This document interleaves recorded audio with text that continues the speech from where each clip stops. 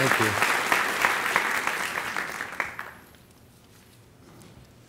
I spent 15 years teaching in an institution in Boston that was totally sick. And I don't mean totally sick in the sense my son's telling me that was a totally sick concert, which confuses me a little. But I mean it in the old-fashioned sense of the word, when it meant not well, diseased, dysfunctional, where it was impossible to accomplish anything, and where the community was, to say the least, dispirited. Which is to say, I came here as a cynic. And though what I have to say here today may seem Pollyanna-ish, a word I can use because I'm a poet, I maintain, I hope, a healthy skepticism. But I want to start by saying from the very bottom of my hardened heart that being a part of this university has been one of the great blessings of my life. I'm grateful to FDU, to the late Michael Adams, who was so instrumental in creating the community I came into, to Jeff Weinman, who has from the very first day supported every idea I've brought to him without reservation, no matter how nutty, to Rick Reese and Ken Green and Martin Green and Peter Woolley and Brian Morrow, Teresa Montalbano, Martin Donoff. All these people took me in and just made something that seemed impossible come about.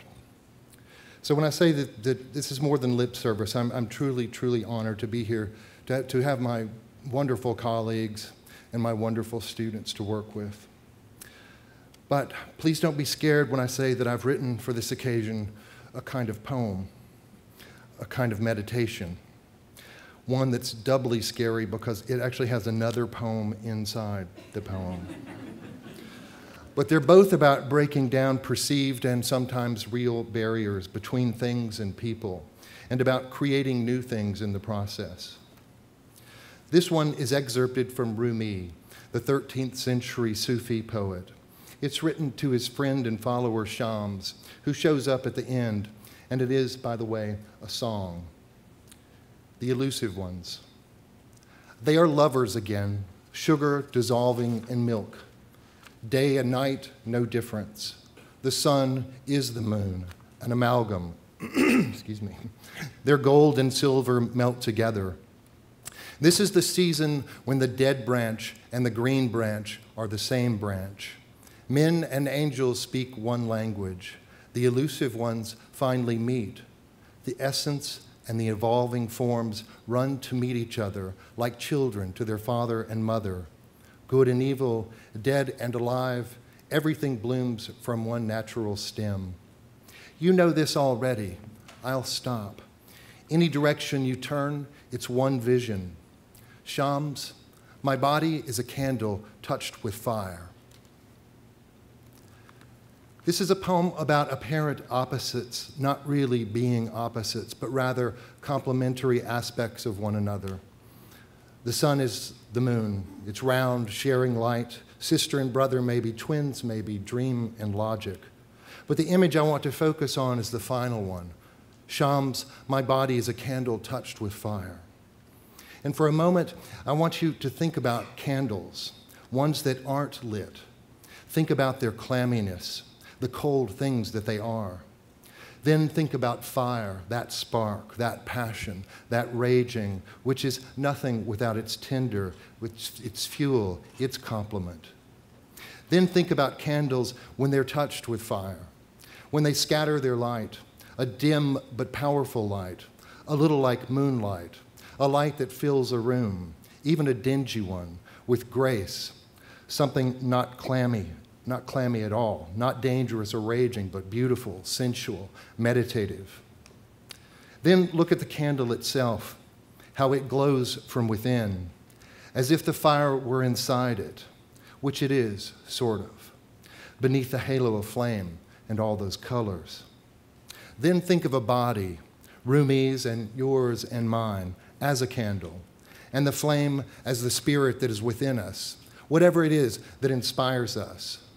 Think of the word spirit, which comes from a combination of breathe and action, the word inspire, the breath it means, the inspiration, pneuma in Greek, pneumatic, the breath, the soul, the essence of life, and also psyche in Greek, breath, soul, and also butterfly, essential.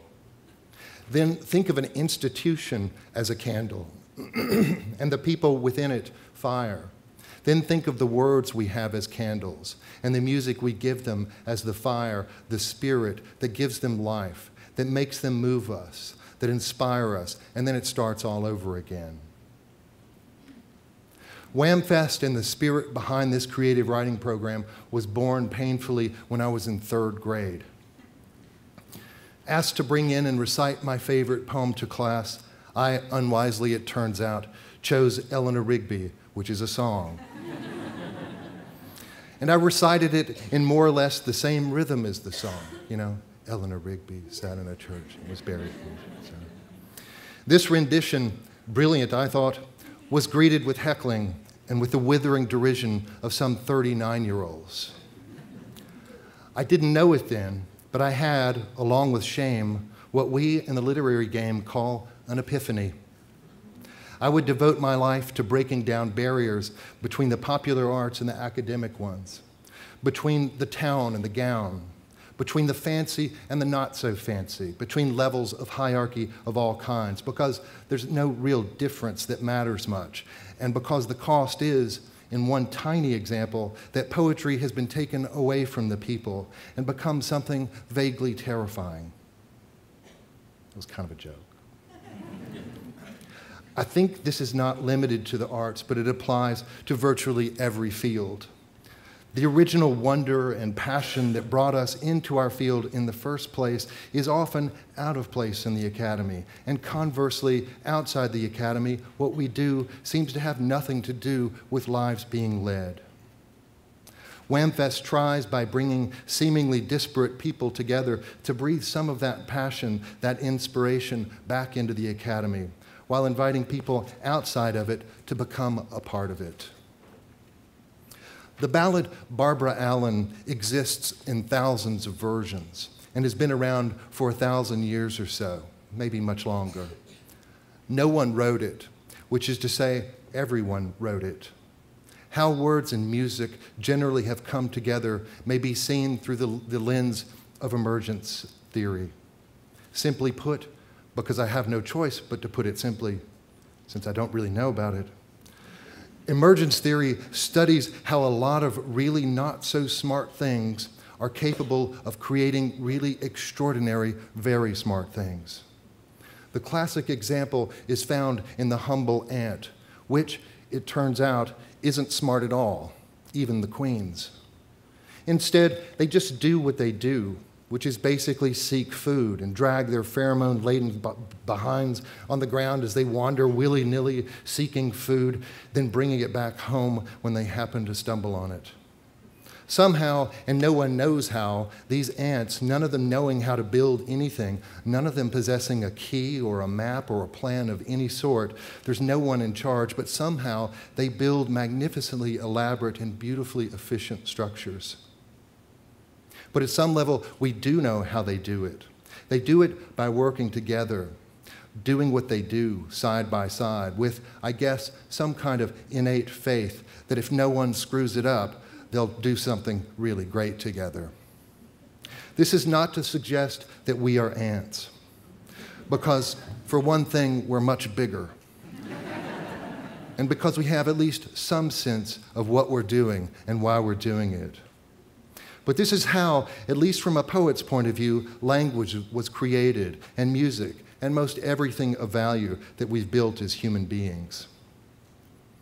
WAMFest and the creative writing program have been successful, so far at least, because people, all sorts of people, supported them with encouragement, with money, with work, with love, with a little more money, and it got built somehow. And it's much, much better and more interesting than I ever could have imagined alone. And it's, of course, just one example of what we're all lucky enough to be building here. I wish you a wonderful academic year, some songs singing, some ants building, some words finding music, some music finding words. And may the candles of our lives be touched with fire. Thank you.